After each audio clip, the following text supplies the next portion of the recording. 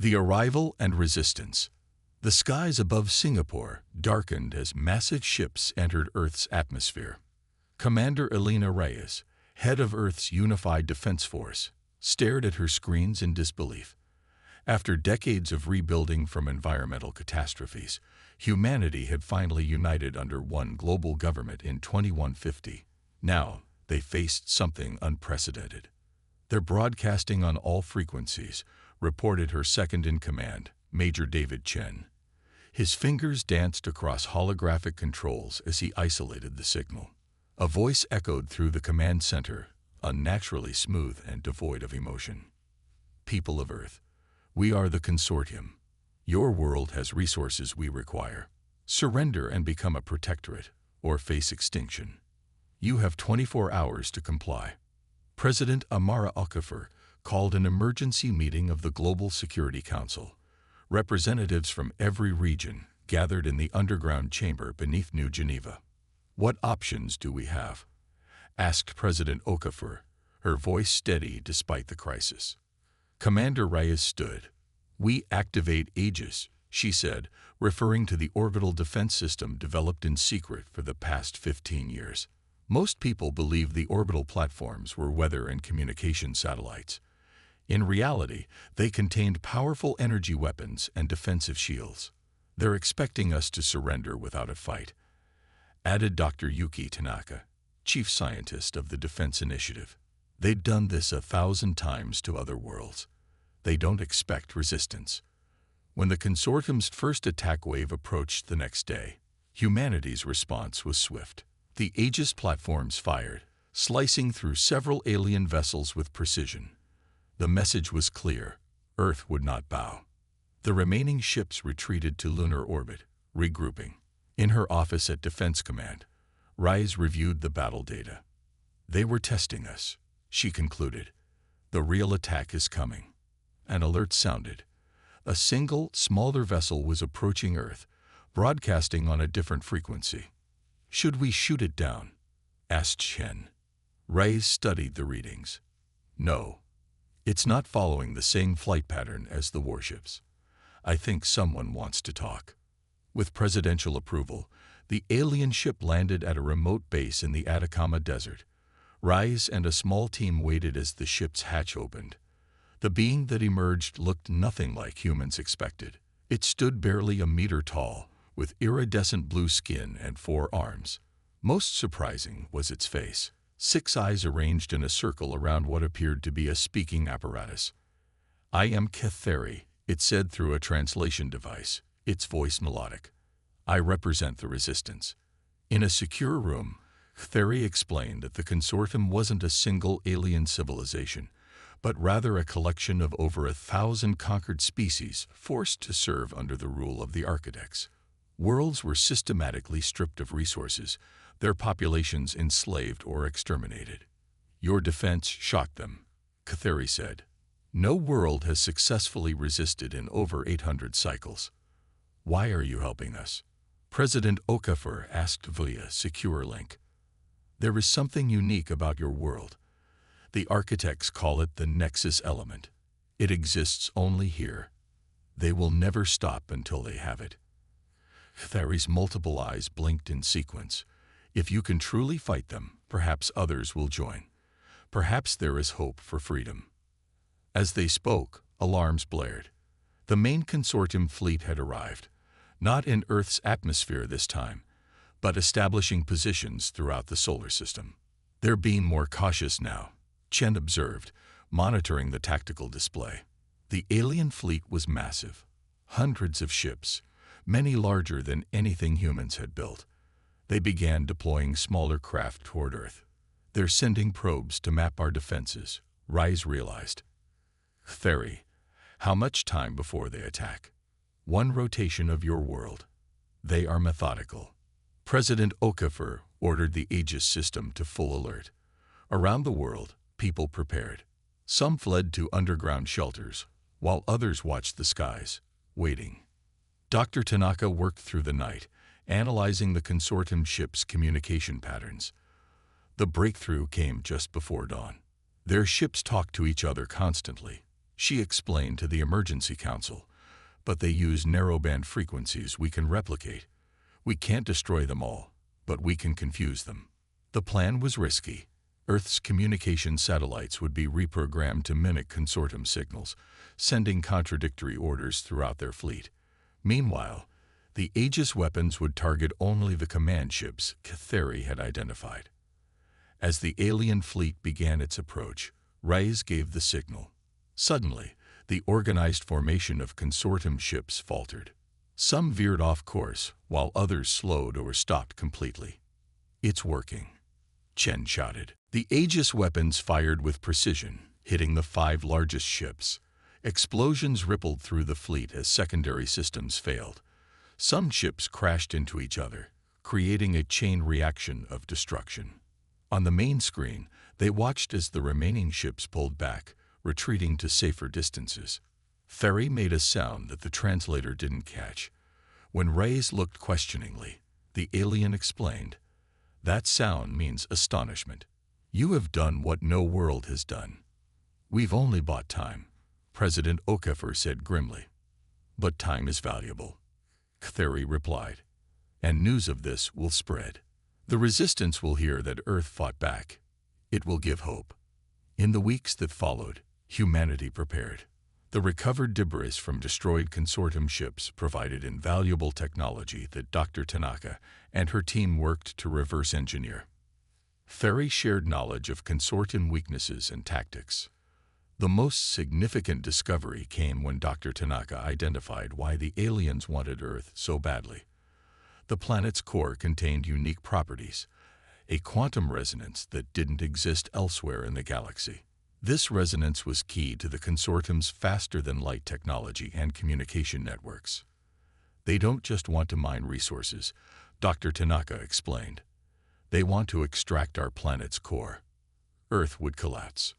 During this relative calm, more alien ships arrived, not consortium vessels, but representatives from other subjugated worlds who had heard about Earth's resistance. They came offering alliance, technology, and fighters for the coming war. Commander Reyes established a training program, teaching resistance fighters from various species human guerrilla tactics.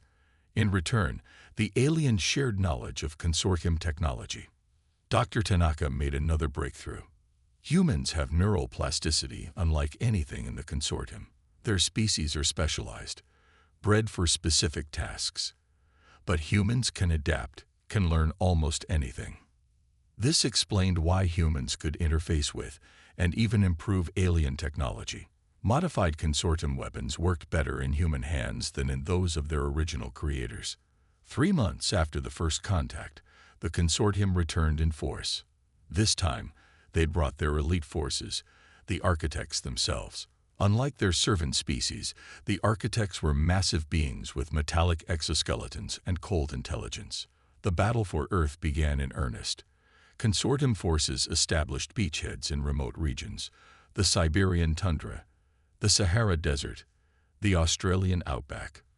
From these bases, they launched attacks against major population centers. Humanity fought back with everything they had.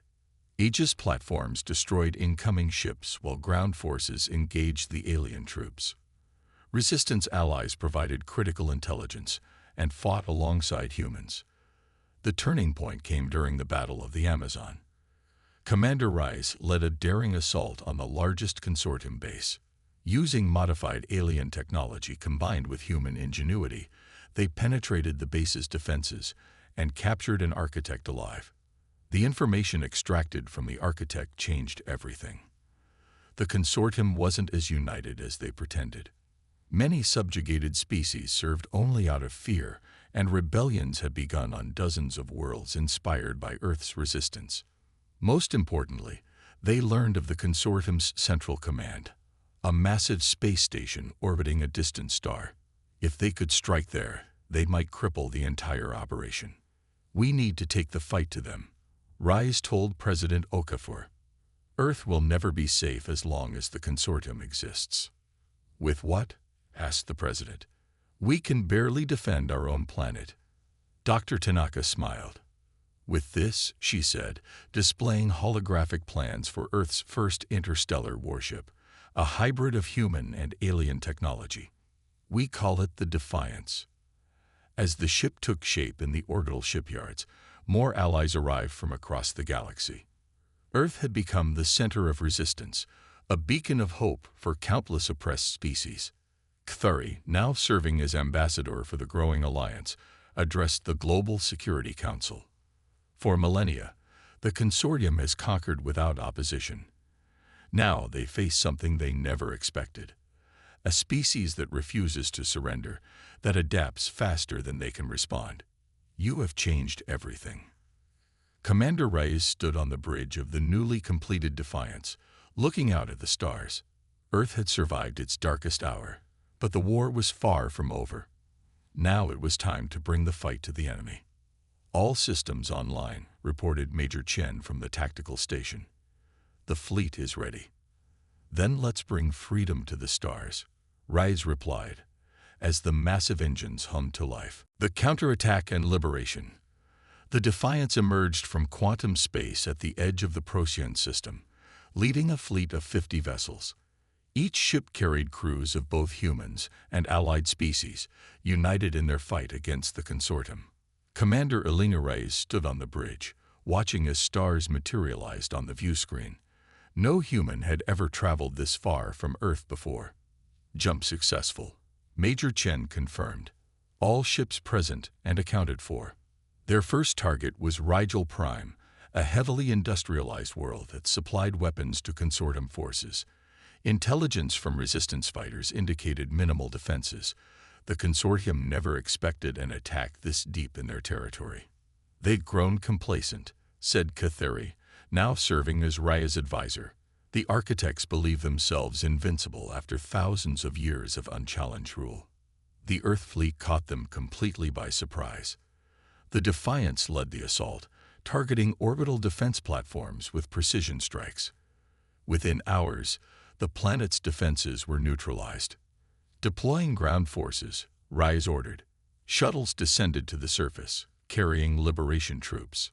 Unlike the consortium, they didn't come as conquerors. They targeted only military installations, avoiding civilian areas. When they freed the worker camps, thousands of slaves from dozens of species joined their cause. One of these was Orcs, a crystalline being whose people had been enslaved for generations. He approached Reyes with gratitude and an offer. My people built the consortium's communication systems, Zorix explained. We maintained them for centuries. We can help you disrupt their networks. This information proved invaluable when combined with Dr. Tanaka's research. Back on Earth, her team had been studying the connection between Earth's unique quantum resonance and the consortium's control systems. The architects control their empire through a psychic network, Dr. Tanaka explained during a secure transmission. It allows them to monitor subjugated worlds and influence the thoughts of lesser castes. Her latest invention was a device that could disrupt this network. Initial tests were promising, but they needed to test it on a larger scale. When the data from Rigel Prime arrived, including Zorix's knowledge of consortium systems, Dr. Tanaka saw their opportunity. We can adapt our disruptor to their communication frequencies, she told Reyes. If it works, we can temporarily blind their leadership. The device was installed on the Defiance, modifying the ship's powerful transmitters to broadcast the disruption signal. Their next target was even more ambitious, Consortium's Central Command for the entire sector, located on a massive space station orbiting a neutron star. As the Earth fleet approached, they activated Dr. Tanaka's device. The effect was immediate and dramatic. The consortium ships moved erratically, some even firing on their own vessels. The command station's defenses failed to track the approaching Earth ships. It's working better than we expected, Chen said with amazement. The architects rely too heavily on their network, Reyes replied. Without it, they can't coordinate. The liberation of Central Command sent shockwaves through the consortium. Word spread rapidly that the primitive humans had struck at the heart of architect territory. More importantly, they had freed thousands of enslaved beings who quickly joined the resistance. Over the next 6 months, The pattern repeated across dozens of systems. The Earth fleet, growing larger with each victory, struck at key consortium installations throughout the galaxy. Dr. Tanaka's disruptor device proved effective in every engagement, giving the Liberation Forces a critical advantage. With each victory, more subjugated worlds rose in rebellion. Species that had lived under consortium rule for generations saw the impossible. The mighty architects defeated by creatures they had dismissed as insignificant. On the planet Novalis, Zorix addressed his people. Earth has shown us the way. The consortium can be fought. They can be beaten. The Novalis rebellion began that night. They attacked consortium installations with tactics learned from humans. Other worlds followed their example. The Valyrian Dominion, one of the oldest empires within the consortium, faced rebellions on 20 worlds simultaneously. Their stretched forces couldn't contain the uprisings. Within weeks, the Dominion collapsed as its slave worlds revolted. Back on Earth, Dr. Tanaka made another discovery that changed everything. The quantum resonance from Earth's core had affected human evolution in subtle but significant ways. It explained why humans could adapt so quickly, why their neural patterns were uniquely suited to interface with and improve consortium technology. "We're not just fighting for survival," she told the Global Security Council. "We're fighting for something the galaxy hasn't seen in millennia: freedom." 1 year after the first consortium ships appeared in Earth's skies, Commander Rice led the largest fleet yet assembled, over 300 ships from dozens of formerly subjugated species.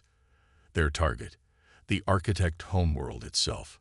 Located at the center of the galaxy, the planet Primarch had never known war.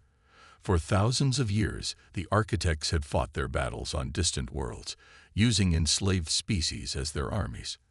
Now, war was coming to them. The battle was the most difficult they had faced. The architects had withdrawn their forces from across the galaxy to defend their homeworld. Despite being outnumbered, the Liberation Fleet had two critical advantages: Dr. Tanaka's disruptor technology and the tactical brilliance of Commander Reyes. "They've never faced an enemy like us," Reyes told her officers before the battle.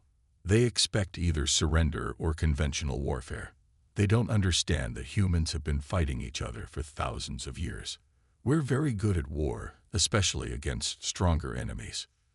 The Liberation Fleet divided into smaller strike teams, attacking from multiple vectors simultaneously. While the architects focused on the main assault, Reyes led a small team directly to the central citadel, the heart of the consortium's power. Inside, they confronted the Architect Prime, the ruler of 1,000 worlds. Unlike its warriors, this being was ancient and frail, sustained by technology derived from the same quantum resonance found in Earth's core. "You cannot defeat us," the Architect Prime intoned. "We have ruled the galaxy for 10,000 years. Your rule ends today," Reyes replied, activating Dr. Tanaka's most powerful disruptor yet. The effect was instantaneous. Throughout the consortium territories, the psychic network that had controlled countless minds for millennia collapsed. Enslaved species everywhere felt the bonds of mental servitude break. The rebellion that had begun with Earth spread like wildfire across the galaxy. In the aftermath, representatives from hundreds of worlds gathered on Earth to form a new galactic council, not an empire, but a confederation of equals. Earth, despite being one of the least technologically advanced members, was chosen to lead this new alliance. "Why us?" President Okafor asked during the council's first session. Thari, now serving as representative for 12 formerly enslaved worlds, answered, "Because you showed us something we had forgotten, that freedom is worth fighting for, no matter the odds." 5 years after the invasion, Earth had changed profoundly. Cities that had once cowered under the threat of alien bombardment now hosted embassies from across the galaxy. Humans worked alongside dozens of alien species, sharing knowledge and culture. Commander Reyes, now Admiral of the Confederation Fleet, stood on the observation deck of Earth's orbital station. Below her, the blue planet spun serenely. Ships from 100 worlds came and went, bringing diplomats, traders and tourists eager to see the world that had changed the galaxy.